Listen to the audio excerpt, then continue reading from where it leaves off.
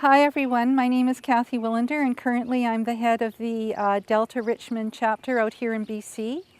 And as a lot of you may know, that we are now a direct action chapter and have successfully completed actions out here. How we got to be a direct action chapter is a little bit of a story, and a few years ago we were doing showing films in the library and having speakers, and just decided that we needed to do something different, and we had decided also that we would become a chapter that focused on climate justice. And so with these two things in mind, we set out to see what we could do to give ourselves a different profile in this community. And so I went to a direct action workshop and was quite inspired by that, and was seeking ways to how to do that here.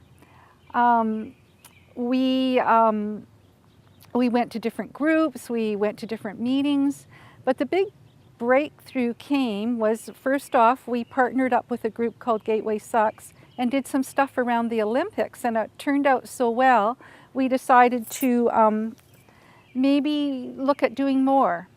So we formed what we called a Climate Justice Circle, and have been doing actions. Our first action was on October 10th, whereby we built a symbolic dike from the preload for the freeway project out here.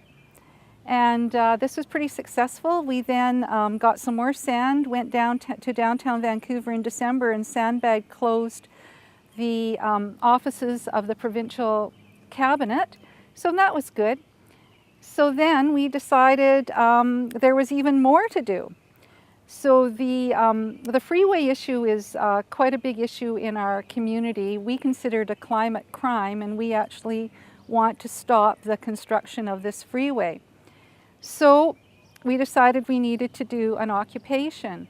So Mother Earth Day, this April 22nd, we had a march, and then we occupied a site where the freeway was to go, and we held it for 2 weeks. We had people from all over the Lower Mainland, all sorts of different groups. We generated a lot of media.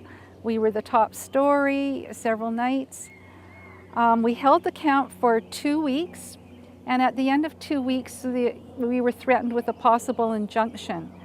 So we decided that we didn't want to tie up our time and resources in a court case, and so we left, but we considered it a victory in that we really got our message out there about how this freeway construction is a climate crime and why are we doing this. We have more actions coming up. We're in the process of planning some right now. So it's not over with yet, and as someone who is now not only a climate justice activist, but doing direct action, I just got to say about how great it feels to actually go out there and do things and really, you know, stand up for the environment, stand up for the land, and stand up for the community. It's really an empowering thing to do, and at this point in time, I think we all have to look at what are we going to do to stop this craziness, to stop this corporate agenda.